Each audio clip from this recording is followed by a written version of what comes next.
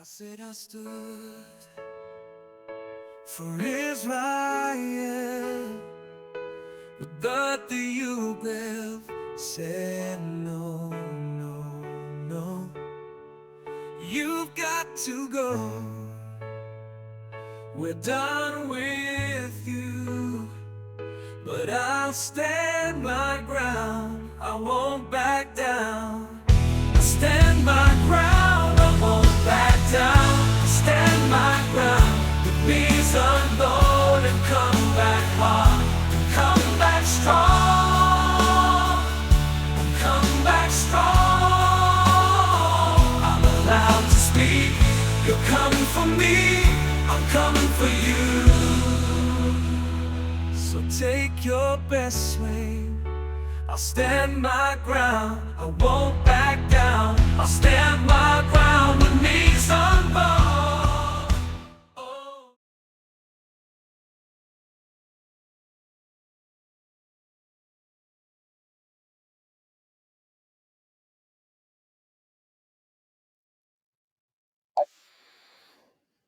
I've been a lecturer professor at the University of Guelph in Toronto for 13 years. I've written 3 textbooks at this university, and I co-wrote one at another university. I've developed 3 courses. I get high student ratings. I am frequently the last car in the parking lot. And up until recently, I was considered highly respected. That's what the assistant business head said. But I've now been canceled. On November 27th, I was hauled into an office and I said, "What's this about?" And they said, "It's about a post you made on LinkedIn." I said, "What post?" He said, "I don't know. I haven't read it actually, but you're suspended anyway. And you're cut off from all your students. Your courses are taken away. You can't go on the computer system. You can't come on campus. You can't speak to any students, faculty, or staff, past, present, or future." They're not even allowed to say these things, but they think they're God and they can say anything. And on the same day that I was suspended without a charge, staff and faculty, at whose direction I'm not sure, I can only guess, started pulling aside students in an organized defamation campaign against me. They said I had assaulted a student. Can you imagine all the cameras, every student having a phone with a camera? And they still believed it. They said I'd assaulted a student. They said I'd been on the verge of being fired for 5 years when I had an exemplary record. And this was a very hurtful comment. And then they said, "You know what? The verdict is in. We know you don't even know the charges, but we've decided," and this was told to staff, "that what you said was disgusting and you will be terminated. And I have inside sources." That's what the staff member said. I have this all in writing. So what they did is they announced a verdict on November 27th without charges.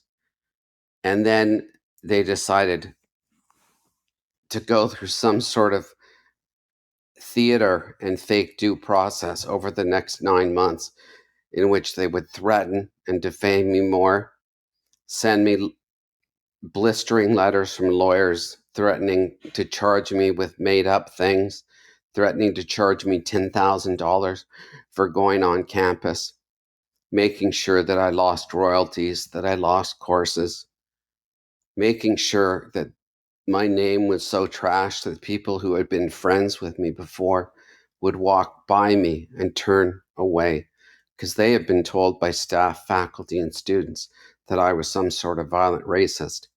Now, what had I done? What was my great crime? It sounds terrible. Had I assaulted a student? No, I'd never raised my voice. Nothing had ever happened. It was a fabrication. My crime was that I told a stranger, a guy in Pakistan, who was calling for the extermination of Israel. He was calling for my friends in Israel to be killed. I'm not Jewish. I am a Zionist. I'm proud to be a Zionist. And if you don't like that, we have free speech, and I'm entitled to say it. but I'm not sure I'm entitled to say it at the University of Guelph, and that's the problem. And I said also that if you stand with Hamas, which is a designated terrorist group in Canada, which is a group that on October 7th shot teenagers who were at a dance festival, that burned people alive, that shot babies, that put this on video and send it back to their parents with great pride. So I said, if you stand with Hamas, you stand with Nazis. Actually, Hamas is worse than the Nazis because the Nazis had to get drunk before they could even find whatever evil inside of them that would allow them to kill innocents. A Palestinian, though, saw my LinkedIn response. A student saw it actually, and they went to a Palestinian professor. He had his feelings hurt, and within minutes, he was in a rage. And I was in a meeting, kicked off campus, and I was gone. And this cancel culture, you may say, well, tough story, doesn't affect me. You got to be careful what you say on social media. Well, obviously, but we do have this thing called freedom of speech. And what I said is the same thing that's said in editorial pages of newspapers on Twitter, said all the time. The issue here is what I said was not liked by the University of Guelph administration and Humber College administration. I said I stood with Israel, and that made them angry. And on November 27th, almost 4 weeks even before a human rights complaint was filed against me because I dared criticize a terrorist group, staff members were already told that what I said was disgusting and that I would be terminated. I have this all in writing. I have 6 witnesses. It's slam dunk evidence. But it doesn't matter because universities are quite lawless institutions. They have their own rules, and officially they're subject to Ontario Human Rights Tribunal policy, but law in practice and reality are not the same thing. I think the issue is that universities used to be for learning, but now they're for collecting tuition and putting students in classes and having them do a bunch of stuff and then giving them a number and having them do it over and over again until they get a degree. It's like a credential factory. And the one thing that's been forgotten is learning. The one thing else that's been forgotten is critical thinking. They are become like academic factories, and they don't even care if students go online and copy all the answers, have the exact answer keys for their exams. I saw students taking exams with 2 computers open. One was the computer that they had taking their exam on, and the other was a computer that had the exact question and answer key. And things got to the point that before I left, I had a few students say that they actually considered copying answers off a test key to be what education was. And why was I refusing to do that? What was wrong with me? Everything is about money. And students, fueled by cancellation culture, have discovered a new pastime that's destroying those they disagree with. That's cancel culture. But it's not a game, it's a battle for the soul of our society. The idea that they would fire someone for a private message responding to someone advocating for the elimination of Israel would have been unthinkable in my father's time. My father was a professor. The idea that when someone's had their father pass away and they send a complaint letter to the vice provost, and instead of saying, why don't you have any bereavement policy at all? And instead of getting a response that has some compassion, some sorrow, some condolences, they file a human rights complaint against the person.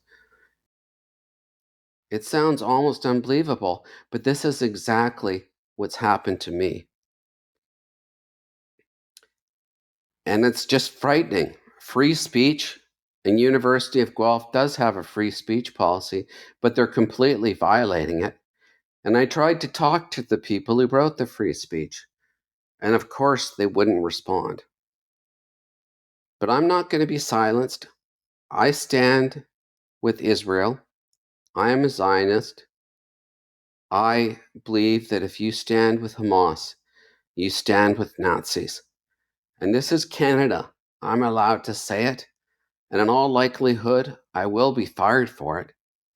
The person who's my accuser has had 2 human rights complaints against him. Was he suspended? Was he banished? Did he lose thousands of dollars? I'm going to lose $2 million in salary, benefit, pension, everything until my death. I added it up. But I'm not apologizing for saying that I stand with Israel, because this is Canada and I have free speech, and I'm going to exercise that even if the University of Guelph won't give it to me.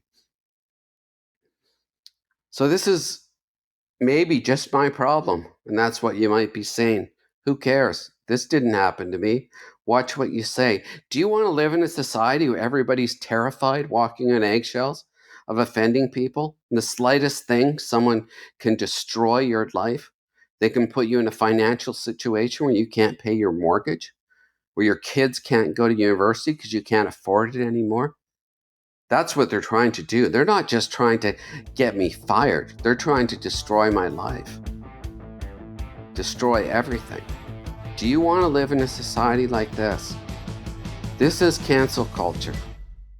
And you might say, well, it's your problem. It hasn't affected me. And on November 26th, that's what I said. I was happy. I loved my job. I loved my students. I loved what I was doing. But on November 27th, I was canceled. And nothing has been the same since. And I will move on. I will do better things. But this is bad for society. This is dangerous for a democracy. We need freedom of speech. Even if it is not affecting us, we need to stand up for freedom of speech. And thank you.